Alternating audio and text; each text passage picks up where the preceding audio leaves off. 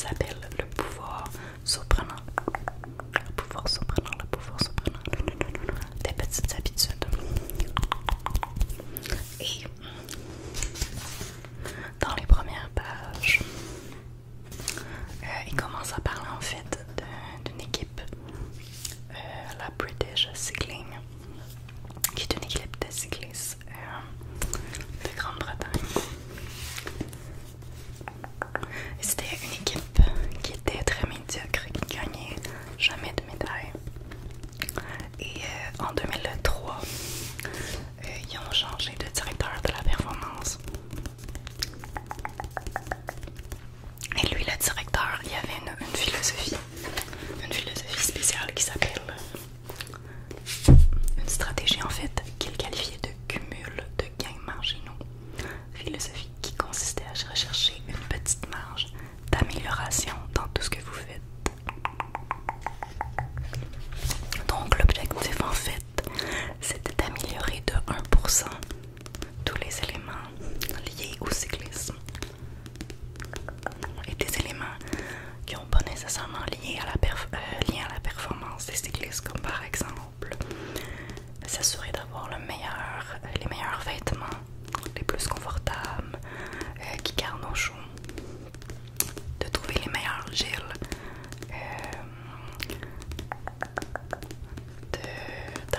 d'engager des personnes, des spécialistes de la santé pour montrer aux cyclistes comment bien se laver les mains pour pas qu'ils tombent malades, de leur procurer des oreillers ou des matelas confortables pour qu'ils dorment bien.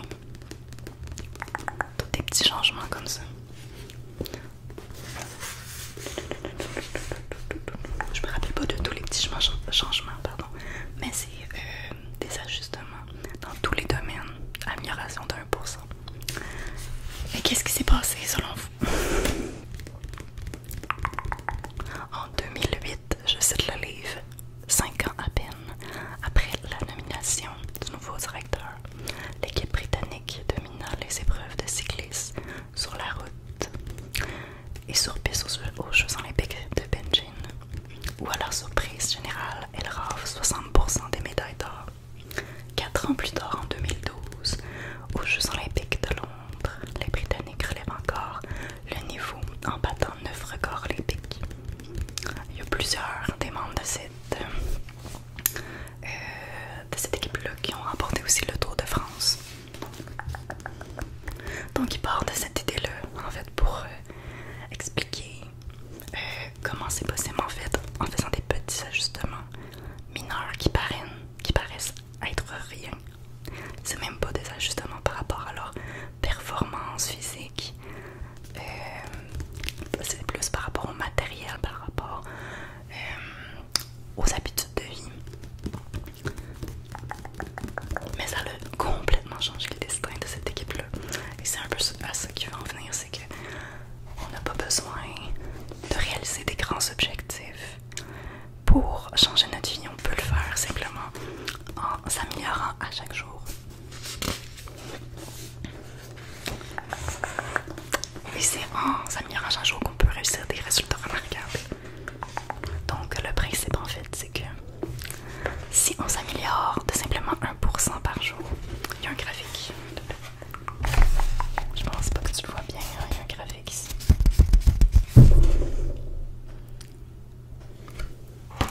Donc si tu t'améliores d'1% par jour, à la fin de l'année, tu vas t'être amélioré de 37,78%, ce qui est quand même non négligeable.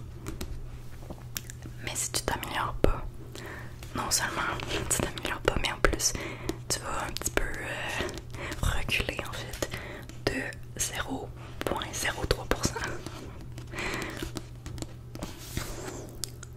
Donc l'impact des petites habitudes s'accumule en fait.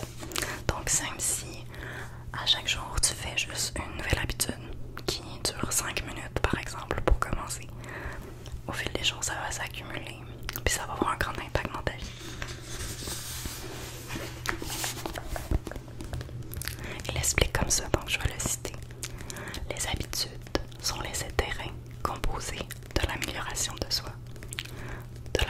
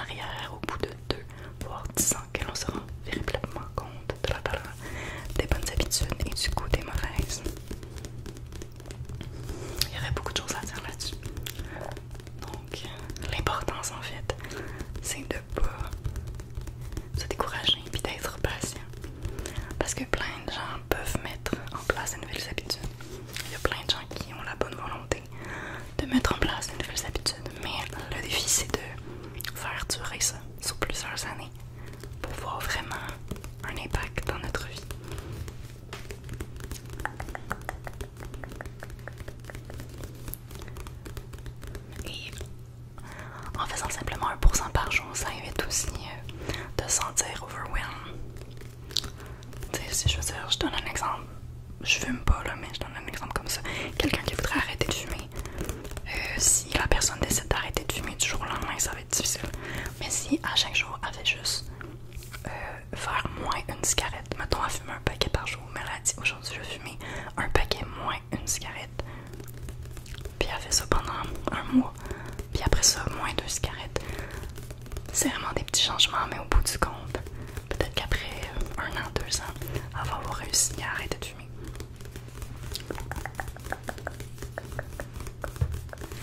Et ça montre aussi que les bonnes habitudes accumulées vont avoir un impact positif, mais les mauvaises aussi. Et c'est ce qui explique un peu le problème avec les maladies chroniques. Souvent les gens qui ont des maladies chroniques, c'est parce qu'ils ont c'est une accumulation de mauvaises habitudes de plusieurs années qui vont conduire à plusieurs maladies chroniques. Donc de mal manger, d'être sédentaire, de fumer, de boire au fil des années, si tu passes 20, 30 ans avec ces mauvaises habitudes-là, ben ça va avoir des conséquences. Donc ça va dans les deux sens. Donc la difficulté, c'est comment faire pour mettre en place l'habitude-là, mais aussi que ça dure. Mais il en parle dans le livre.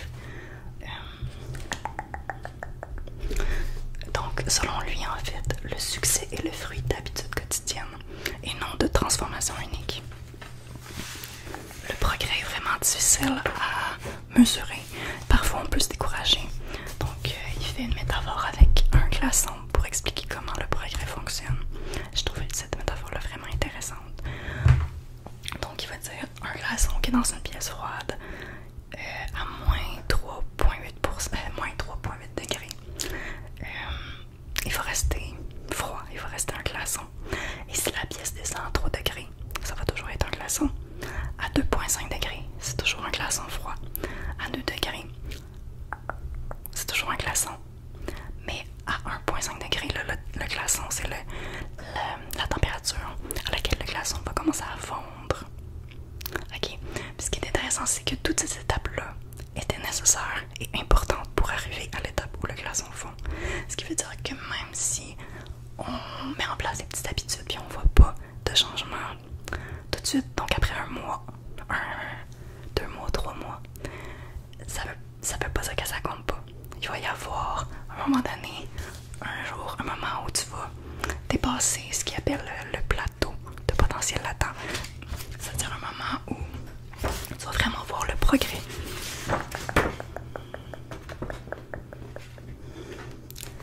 Et donc souvent les gens ils vont abandonner avant d'atteindre le plateau de potentiel latent là, parce qu'ils voient pas de progrès. Un autre exemple métaphore de cette idée-là du progrès qui peut être très lent mais arriver soudainement, mais dont chaque étape est importante. C'est une citation. Il cite en fait un réformateur social, Jacob Riis, qui disait quand rien ne semble fonctionner, je vais observer un tailleur de pierre abattant sa masse sur un rocher une bonne centaine de fois, sans lui infliger la moindre fissure apparente. Mais au 101e coup, le rocher se fendra en deux, et je sais que ce n'est pas seulement le dernier coup qui a fendu le rocher, mais les 100 qui l'ont précédé. Donc ça illustre le fait que même si tu as une petite amélioration dans ta journée, si tu continues à chaque jour cette petite amélioration-là, tu vas voir finalement un progrès. Donc lui, il y a vraiment, comme j'ai dit, une vision beaucoup plus centrée sur les moyens, la mise en place des habitudes, le système, plutôt que les objectifs. On est beaucoup dans une société centrée sur les objectifs. Lire 100 livres dans l'année, perdre 10 livres, faire un marathon, peu importe.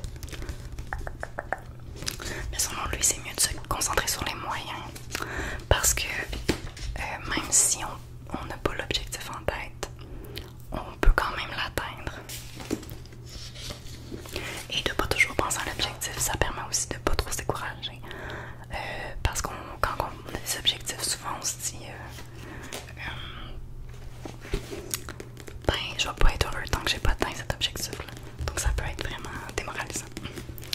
Donc, il parle des objectifs, il parle en fait des problèmes par rapport à ça. Par rapport à une philosophie, une façon de voir basée sur les objectifs. Donc, premièrement, il dit les pensées en termes d'objectifs. Pourquoi c'est pas la bonne méthode? Parce que les gagnants et les perdants ont les mêmes objectifs. Donc, c'est pas les objectifs qui font qu'on réussit ou pas. C'est pas quand tu as des objectifs que tu réussis ou pas. C'est la façon dont tu vas les mettre en place à travers des habitudes au quotidien. C'est ça qui, selon lui, différencie les gagnants des perdants. Aussi, atteindre les objectifs, c'est quelque chose qui est momentané.